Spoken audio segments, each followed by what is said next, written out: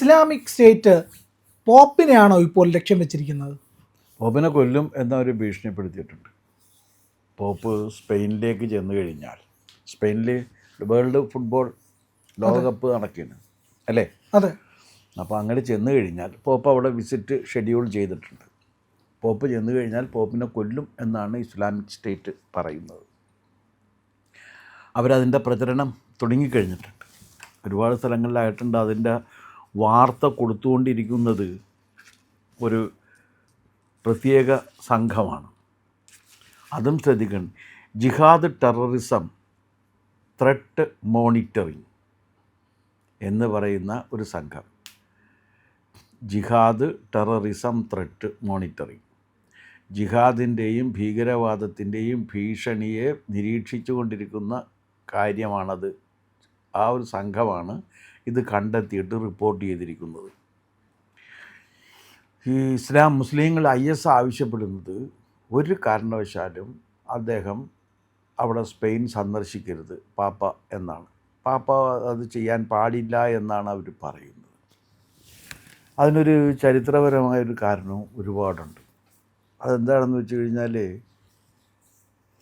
ഇസ്ലാം യൂറോപ്പിലേക്ക് കടന്നു കയറുന്നത് സ്പെയിൻ വഴിയാണ്. 718-18 അതെ 718 ഈ ഇസ്ലാമിൻ്റെ കടന്നുകയറ്റം ആദ്യമായിട്ട് യൂറോപ്പിൽ സ്പെയിനിലെത്തുന്നത്. അന്ന് സ്പെയിനിൻ്റെ അവസ്ഥ വളരെ പരിതാപകരം ആയിരുന്നു. ആഭ്യന്തര പ്രശ്നങ്ങളും കലാപങ്ങളും ഒക്കെ ആയിട്ട് ആകെ തകർന്ന് തരിപ്പണമായിട്ട് നിൽക്കുന്ന സന്ദർഭത്തിൽ അവിടെ പോയിട്ട് അത് അവരാക്രമിക്കുകയാണ് ചെയ്ത്. ആക്രമിച്ച് അവരുടെ കീഴിലാക്കാനാണ് ശ്രമിച്ചുകൊണ്ടിരുന്നത്.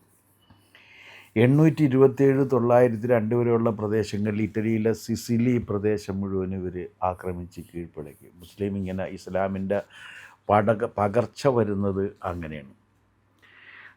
എന്നാൽ ഏറ്റവും അവസാനം എത്തുന്നതെന്ന് വെച്ചാൽ ജർമ്മനിയിലാണ്. 1960-1970 കാലത്താണ് ജർമ്മനിയിലെത്തുന്നത്.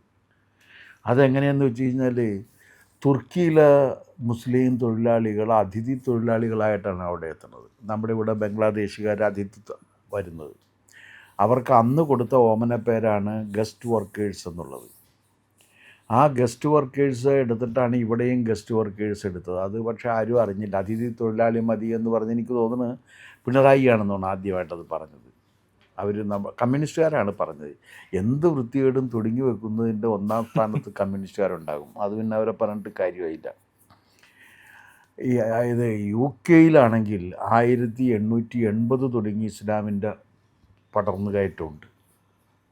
ഏറ്റവും അവസാനം എത്തിയത് ജർമ്മനിയിലാണെന്ന് മാത്രമേ ഉള്ളൂ.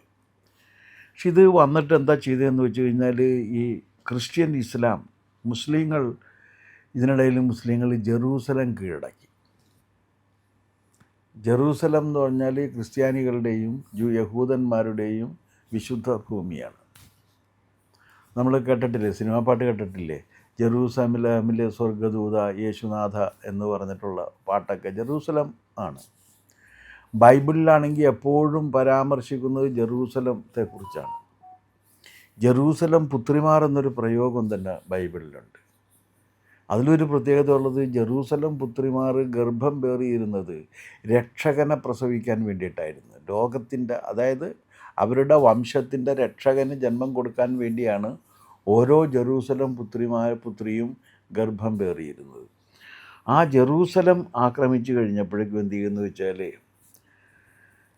ഇനി ഇതുവഴി ക്രൈസ്തവ രാജ്യങ്ങൾ, എന്നാൽ യൂറോപ്പ് മുഴുവൻ ക്രൈസ്തവ രാജ്യങ്ങളിലേക്കുള്ള ഇസ്ലാമിൻ്റെ കടന്നു കയറ്റം അതോടുകൂടി വളരെ ഫ്ലറിഷ് ചെയ്തു. അപ്പോഴാണ് പോപ്പ് അർബൻ രണ്ടാമൻ, അർബൻ എന്നാണ് ഇവിടെ മലയാളത്തിൽ ഉറുബൻ എന്നാണ് പറയുന്നത്. അർബൻ രണ്ടാമൻ എന്ത് ചെയ്യുമെന്ന് വെച്ച് കഴിഞ്ഞാൽ, 1995 ഇസ്ലാമിനെതിരെ യുദ്ധം പ്രഖ്യാപിച്ചു.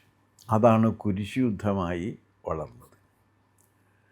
അപ്പോൾ ഈ മാർപ്പാപ്പയാണെന്നുണ്ടെങ്കിൽ, ഇപ്പോഴത്തെ മാർപ്പാപ്പയ്ക്ക് വേറൊരു പ്രശ്നമുണ്ട്. കുരിശ് യുദ്ധത്തിൽ ഏറ്റവും ഭീകരമായ രീതിയിൽ മുസ്ലിങ്ങളെ ആക്രമിച്ച് കീഴ്പ്പെടുത്തിയത് മുസ്ലിങ്ങളെ ശരിപ്പെടുത്തിയെടുത്തത് ഈ ഇവരെ ജസ്യൂട്ട് വിഭാഗക്കാരായിരുന്നു.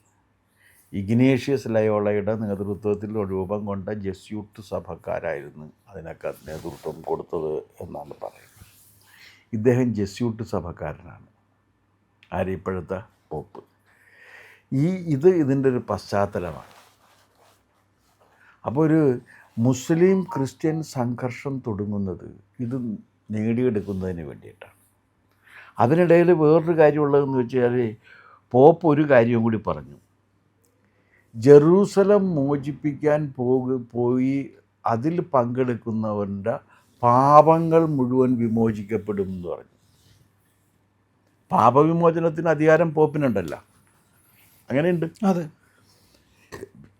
അപ്പോൾ ആ പാപവിമോചനത്തിന് വേണ്ടിയിട്ട് കുറേ കാര്യങ്ങളൊക്കെ അന്ന് ചെയ്യണമായിരുന്നു. അതിനൊരൊറ്റ മാർഗം എന്താണെന്ന് വെച്ചാൽ ഇസ്ലാമിനെതിരെ യുദ്ധം ചെയ്തു കഴിഞ്ഞാൽ ആ യുദ്ധത്തിൽ ജയിച്ചാലും തോറ്റാലും പാപം വിമോചിപ്പിക്കപ്പെടുകയും സ്വർഗരാജ്യത്തിലെത്തുകയും ചെയ്യും എന്നുള്ളതാണ്. അപ്പോൾ പാപവിമോചനമാണ് അതിൻ്റെയൊക്കെ ഒരു അടിത്തറയായിട്ട് മാറിയിട്ടുള്ളത്.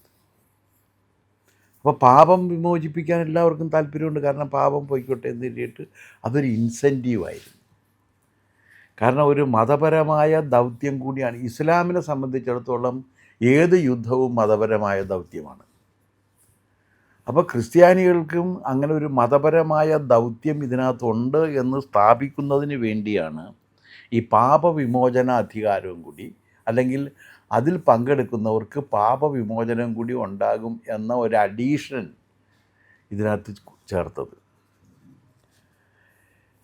അപ്പോൾ അതോടുകൂടി എന്ത് പറ്റിയെന്ന് വെച്ചാൽ ഇതൊരു മതയുദ്ധമായിട്ട് മാറി. കുരിശുയുദ്ധം യഥാർത്ഥത്തിൽ ഇസ്ലാമും ക്രിസ്ത്യാനികളും കൂടി നടത്തിയ മതയുദ്ധമായിട്ട് മാറി. അത് പിന്നീട് കുറേ 300 കൊല്ലം നീണ്ടു നിന്നാണ് ആ യുദ്ധമൊന്നും കൂടി മനസ്സിലാക്കണം. അപ്പോൾ ആ മുസ്ലിങ്ങൾ യൂറോപ്പിൽ ആധിപത്യം സ്ഥാപിച്ച സ്പെയിനിലേക്കാണ് ഇപ്പോഴത്തെ മാർപ്പാപ്പ ചെല്ലുന്നത്. അപ്പോൾ മാർപ്പാപ്പയുടെ സ്പെയിനിലേക്കുള്ള സന്ദർശനം എന്ന് പറയുന്നത് അവരെ സംബന്ധിച്ചിടത്തോളം അവരുടെ ആധിപത്യത്തിലേക്കുള്ള കയ്യേറ്റമായിട്ടാണ് മുസ്ലിങ്ങൾ അതിനെ കാണുന്നത്. ഈ മാർപ്പാപ്പ എവിടെ ചെന്നാലും ആദ്യം ആ ഭൂമിയിൽ നമസ്കരിക്കുക. ആ ഭൂമിയിൽ നമസ്കരിക്കുന്നതിൻ്റെ കാര്യം എന്താണ്? ഭൂമിയോടുള്ള ഇഷ്ടം കൊണ്ടല്ല, ആ ഭൂമി സ്വന്തമാക്കി എന്നാണ് പറഞ്ഞതിൻ്റെ അർത്ഥം. മാർപ്പാപ്പ എവിടെ ചെന്ന് കഴിഞ്ഞാലും ആദ്യം വിമാനത്തിൽ നിന്ന് ഇറങ്ങിക്കഴിഞ്ഞാൽ അവിടെ ഇങ്ങനെ കുമ്പിട്ട് നിന്നിട്ട് ഈ ഭൂമിയെ നമസ്കരിക്കുന്ന ഒരു ചടങ്ങുണ്ട്. ആ ഭൂമിയെ നമസ്കരിക്കുന്നു എന്ന് പറഞ്ഞു കഴിഞ്ഞാൽ ഭൂമിയോടുള്ള ആദരവല്ല, ആ ഭൂമി സ്വന്തമായി എന്നാണ് ആ പ്രഖ്യാപനം. ആഫ്രിക്കക്കാർ പറഞ്ഞ പഴയ കഥ പോലെ. അതെ അതെ, ആ ഭൂമി സ്വന്തമായി എന്നുള്ളതാണ് അതിൻ്റെ പ്രഖ്യാപനം. അപ്പോൾ ഈ മാർപ്പാപ്പ അവിടെ ചെന്ന് ഇനി സ്പെയിനിൽ വീണ്ടും വന്ന്, സ്പെയിനിൽ ഒരുപാട് മുസ്ലിങ്ങളുള്ള സ്ഥലമാണ്, മുസ്ലിങ്ങൾക്ക് ആധിപത്യമുള്ള സ്ഥലമാണ്. മുസ്ലിങ്ങൾ യൂറോപ്പിൽ മുസ്ലിം ആധിപത്യത്തിൻ്റെ ഒരു കേന്ദ്രമായിട്ട് സ്പെയിനിനെ കാണുന്ന ആ സ്പെയിനിലേക്ക് വേൾഡ് കപ്പിൻ്റെ പേരിലാണെങ്കിലും എന്തിൻ്റെ പേരിലാണെങ്കിലും ഇദ്ദേഹം കടന്നു ചെല്ലുമ്പോൾ മുസ്ലിങ്ങൾക്ക് സ്വാഭാവികമായിട്ടും ഒരുപാട് കാര്യങ്ങൾ നൂറ്റാണ്ടുകൾക്ക് അപ്പുറത്ത് തുടങ്ങി, 1000 ആണ്ടുകൾക്ക് അപ്പുറത്ത് തുടങ്ങി. കാരണം 718 തുടങ്ങി ഇങ്ങോട്ട് എടുക്കുക. 718 ആയിരക്കണക്കിന് കൊല്ലങ്ങൾക്ക് അപ്പുറത്ത് നിന്നുള്ള ഒരു സ്മരണ കൂടി അവരുടെ മനസ്സിലേക്ക് വരും. കാരണം ഇത് തങ്ങൾക്കെതിരെയുള്ള കടന്നുകയറ്റമായിട്ടാണ് അവർ കാണുന്നത്. തങ്ങളെ ശരിപ്പെടുത്താൻ വേണ്ടിയിട്ട് തങ്ങളുടെ പ്രഖ്യാപിത ശത്രു വരുന്നു എന്നാണ് അവർ കാണുന്നത്. അതുകൊണ്ടാണ് ISൻ്റെ ഇസ്ലാമിക് സ്റ്റേറ്റിൻ്റെ ഭീഷണി വന്നിരിക്കുന്നത്. ഞങ്ങളിത് ശരിപ്പെടുത്തും എന്ന് പറഞ്ഞിരിക്കുന്നത്. എന്ന് വെച്ചാൽ പോപ്പിനെ കൊല്ലുമെന്നാണ് ഈ പറഞ്ഞിരിക്കുന്നത്. പോപ്പിനെതിരെ വധഭീഷണിയാണ് ഇസ്ലാമിക് സ്റ്റേറ്റ് ഉന്നയിച്ചിരിക്കുന്നത്. അതിൻ്റെ കാരണം എന്താണെന്ന് വെച്ചാൽ മതപരമായ കാരണങ്ങൾ തന്നെയാണ്. ഇപ്പോൾ യൂറോപ്പിൽ ഇതിൻ്റെ ഒരു പശ്ചാത്തലവും കൂടി നിങ്ങൾ മനസ്സിലാക്കണം. ഇപ്പോൾ യൂറോപ്പിലെ എല്ലാ രാജ്യങ്ങളിലും, അത് ഫ്രാൻസിലായാലും ജർമ്മനിയിലായാലും ഇറ്റലിയിലായാലും UK മറ്റെല്ലാ പ്രദേശത്തും ഒരു ആൻറ്റി ഇസ്ലാമിക് ഗ്രൂപ്പുകൾ ശക്തമായിട്ട് വരുന്നുണ്ട്. ഇസ്ലാമിനെ ചെറുത്ത് തോൽപ്പിക്കുന്നതിന് വേണ്ടിയിട്ട്. ഫ്രാൻസിലൊക്കെ വളരെ പ്രകടമാണ്, ജർമ്മനിയിലും വളരെ പ്രകടമാണ്. കുറച്ച് സോഫ്റ്റ് കോർണർ എടുത്തിട്ടുള്ളത് ഇംഗ്ലണ്ടാണ്. അതിനവരനുഭവിച്ചോളൂ. അതെ. ഇംഗ്ലണ്ട് അതിൻ്റെ വില ഇംഗ്ലണ്ടിന് കൊടുക്കേണ്ടി വരും. കാരണം ഈ ബ്രിട്ടീഷുകാരൻ്റെ ഒരു കാപട്യമുണ്ട്. തങ്ങൾ വളരെ ലിബറലാണെന്നും വളരെ പുരോഗമനവാദികളാണെന്നും പറയുകയും ചെയ്യും. ഏറ്റവും റിയാക്ഷണറീസായിട്ട് പ്രവർത്തിക്കുകയും ചെയ്യും. അത് ബ്രിട്ടൻ്റെ ഒരു ജന്മസ്വഭാവമാണ്.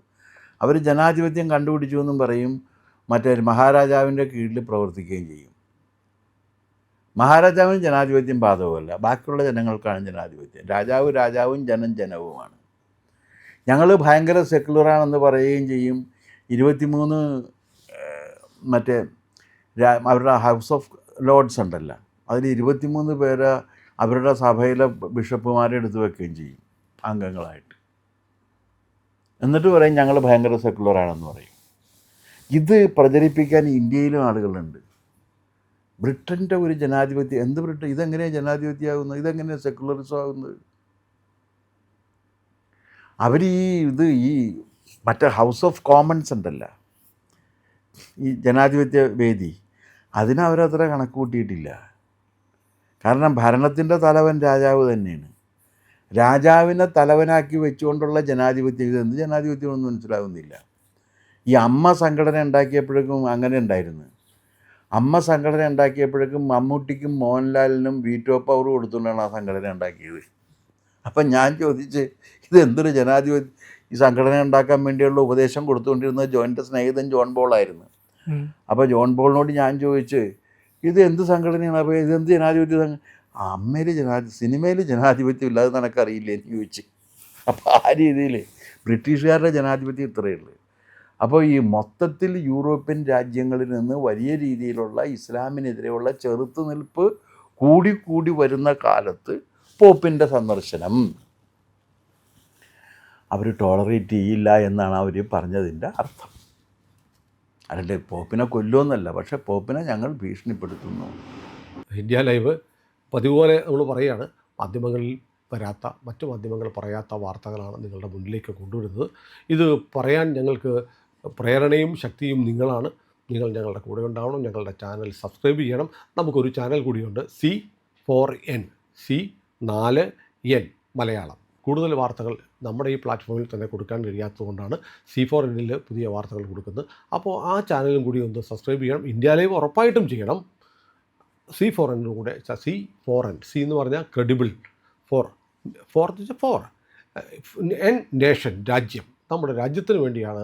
രാജ്യം വിട്ട് ഒരു കാര്യവും ഇന്ത്യ ലൈവിനില്ല.